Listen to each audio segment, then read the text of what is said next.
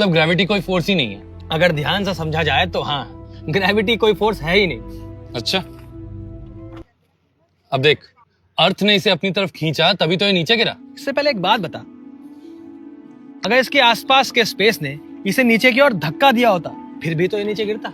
हाँ यार, इन दोनों सिचुएशंस में ये नीचे गिरता। करेक्ट। अब हमें स्कूल में क्या पढ़ाया जाता है कि हर ऑब्जेक्ट किसी दूसरे ऑब्जेक्ट पे एक अट्रैक्टिव फोर्स लगाता है। हाँ, यही तो न्यूटन का सिद्धांत कहता है। तो अगर इस लॉ के हिसाब से चले तो एक बात बता, किसी एक ऑब्जेक्ट को पता कैसे चलता है कि उसे किसी दूसरे ऑब्जेक्ट पे ये सो कॉल्ड फोर्स लगाना है? मतलब ये कि वो आखिर क्या चीज है जो इन दो ऑब्जेक्ट के बीच में इस ग्रेविटेशनल फोर्स की इन्फॉर्मेशन को कैरी कर रहा है। यार देख, एक ऑब्जेक्ट दूसरे ऑब्जेक्ट पर फोर्स लगाता है। क्यों लगाता है? यही सवाल न्यूटन को खाता था, जिसका जवाब दिया आइंस्टाइन ने। इसको ऐसे समझते हैं कि मान ले कि ये सन है और ये अर्थ, तो इन दोनों के बीच में क्या है? स्पेस है, और क्या है? यही आइंस्टाइन ने सोचा कि दो ऑब्जेक्ट के बीच में है स्पेस, तो स्पेस को ही इस ग्रेविटेशनल फोर्स की इन्फॉर्मेशन कैरी करनी चाहिए। और इसी थॉट एक्सपेरिमेंट के साथ उसने डेवलप कर दी जनरल थ्योरी ऑफ रिलेटिविटी, जिसने आगे चल के दुनिया को यह साबित किया कि ग्रेविटी कोई फोर्स ही नहीं है, बल्कि ये इफेक्ट पैदा होता है स्पेस टाइम कर्वेचर के मुड़ने से। बिल्कुल सही।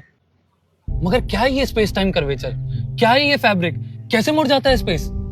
मुझे तो आसपास कुछ भी मुड़ा हुआ नजर नहीं आ रहा। जरूरी नहीं कि जो चीज नजर आए दिखाई दे वही सच हो।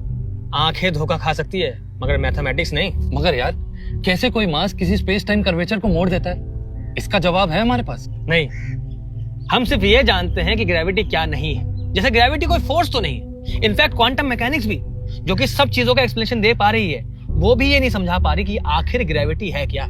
यार, इससे तो और कंफ्यूजन बढ़ गई। आखिर है क्या ये यूनिवर्स? काम कैसे करता है? क्या चल रहा है ये सब? यही तो सारा खेल है यार।